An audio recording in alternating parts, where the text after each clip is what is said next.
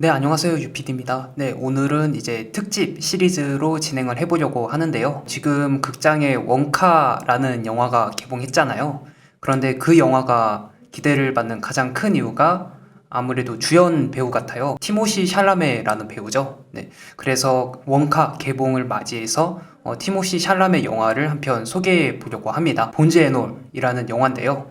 본즈앤올 얘기도 하면서 이제 티모시 샬라메 연기에 대해서 간단하게 코멘트하는 시간을 가지도록 하겠습니다. 티모시 샬라메 얘기를 일단 먼저 해보면은, 여러분은 혹시 티모시 샬라메 연기 배우로서의 약간 강점을 얘기한다고 하면은 뭘 얘기할 수 있을 것 같으신가요? 많은 팬분들이나 뭐 관객들이 뭐 외모 얘기를 할 수도 있을 것 같고요. 뭐 사석에서는 뭐 패션 뭐 그런 얘기도 많이 하는 것 같더라고요. 뭐 이렇게 뭐 여러 가지 요소들이 있기는 한데, 사실 이 배우의 강점, 뭐 매력이라든지 그거를 표현을 하자면은 되게 좀 말하기가 힘든 것 같아요. 약간 말하기 묘한 분위기가 있는데 그게 굉장히 큰 배우로서의 강점이죠. 그래서 저는 거기에 대해서 한 가지 키워드로 정리를 해보려고 해요. 그게 이제 뭐 퇴폐미라고 할 수 있을 것 같은데, 이 단어가 아무래도 이 배우의 분위기나 장점에 가장 근접한 단어인 것 같아요. 티모시 살라메가 맡았던 배역들, 이 배우의 기본적인 이미지를 조금 생각을 해보면은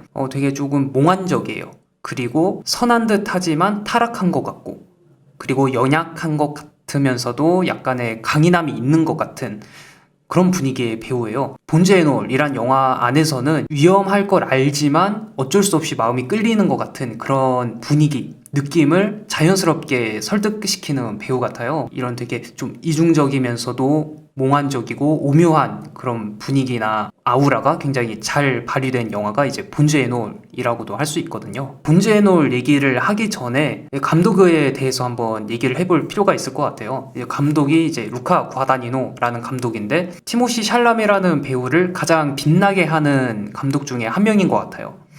사실 티모시랑 이제 루카 구아다니노 감독이 이 영화에서 만난 게 되게 특별한 의미가 있어요. 왜냐하면은 예전에 이 두 사람이 같이 작업을 한 적이 있었는데, 그게 바로 Call Me By Your Name이에요. 그 영화에 이어서 두 번째로 만난 거죠. Call Me By Your Name 같은 경우에는 티모시를 본격적으로 알린 시작점이라고도 할 수 있어요. 배우로서 확실히 각인을 시켜준 영화라고 할 수 있죠. 그 영화로 이제 미국 아카데미 나무주연상 후보에 오르기도 했었습니다.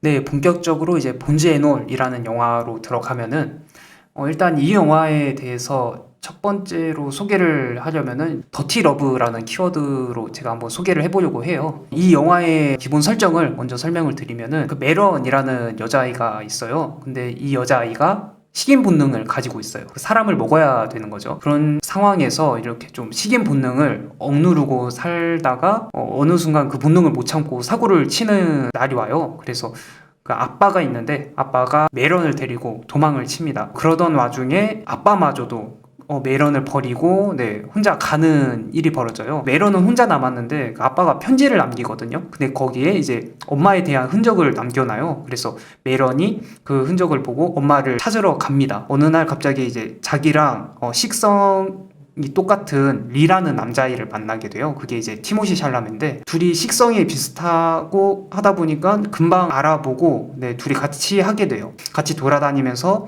살인과 시계를 같이 해나갑니다. 이 영화의 기본적인 설정, 시계인이라는 설정을 보면은 이 인물들을 비난할 수밖에 없을 것 같아요. 그런데 이 본능이, 시계인이라는 게 어쩔 수 없는 본능으로 나온단 말이에요. 그래서 이렇게 타고난 이 인물들을 어떻게 바라봐야 될지가 또 하나의 좀 딜레마예요. 그런데 이런 식인 본능 때문에 결국 좀 평범한 인간 세상이랑 같이 할 수 없게 돼요.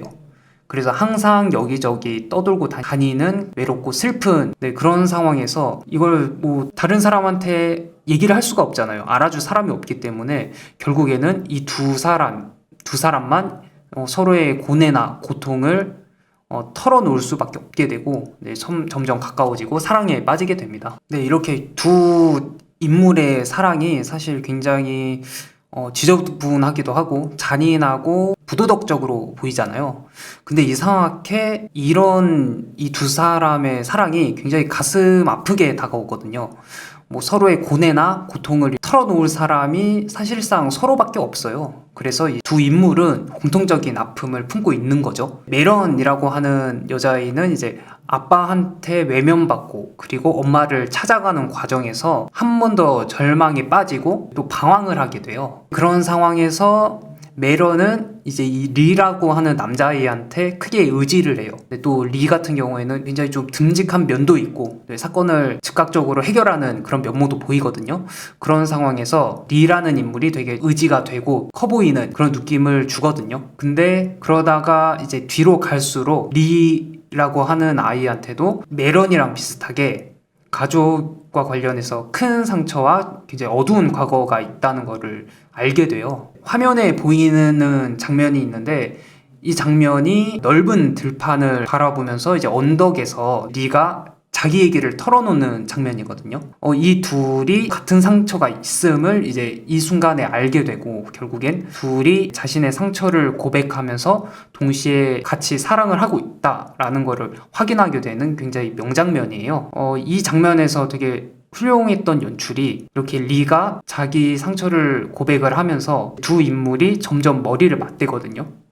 그러면서 이제 마주보는 장면이 있는데 그렇게 되면서 이제 자연스럽게 하트 모양의 이미지로 연출이 돼요. 그게 이 장면인데 머리를 맞대고 있는 장면이 마치 하트 모양처럼 이렇게 자연스럽게 연출이 되더라고요. 이렇게 이어지는 연출 과정이 굉장히 감정적으로도 좋고 연출적으로도 훌륭하다라고 할 수 있어요. 좀 여러 가지 사랑의 종류들이 있잖아요. 그런데 이 영화에서는 그게 어떤 사랑이든 간에 옳든 그르든 간에 그 사랑 그 자체에 집중하려고 하는 영화 같아요. 오로지 상대만을 바라보고 상대만을 갈구하는 그런 좀 미친 것 같은 사랑을 이 영화에서 표현을 하거든요. 이 영화의 제목이 본즈앤올이라는 제목이잖아요. 영화에서 이제 본즈앤올이라는 말이 뼈까지 모조리 다 먹는 거를 의미를 하거든요. 스포일러라서 자세히 말씀은 못 드리지만 영화 마지막에 가면은 관련된 장면이 나와요. 그만큼 이제 미칠 듯이 서로 사랑한다라는 말을 역설을 하고 있는 거죠. 네, 오늘은 본즈앤올이라는 영화를 한번 소개해 봤는데요. 티모시 샬라메가 영화를 되게 많이 찍었어요. 굉장히 좋은 영화들도 있고 한데 그 중에서 이제 본즈앤올이라는 영화를 가지고 왔습니다. 앞서 말씀드린 것처럼 티모시 샬라메의 특징들, 선함과 타락함이 공존하는 것 같은 그런 이미지와 연기가 가장 돋보였던 게 이제 본즈앤올이란 영화 같아요. 그래서 이 영화를 바탕으로 티모시 샬라메의 강점이 정말 잘 드러난 영화다라는 의미에서 이 영화를 가지고 왔습니다. 근데 이번에 원카라는 영화가 개봉을 했죠. 원카라는 영화는 뮤지컬 영화예요. 그리고 이제 굉장히 밝고 아기자기한 장면들이 있는 영화로 보이거든요.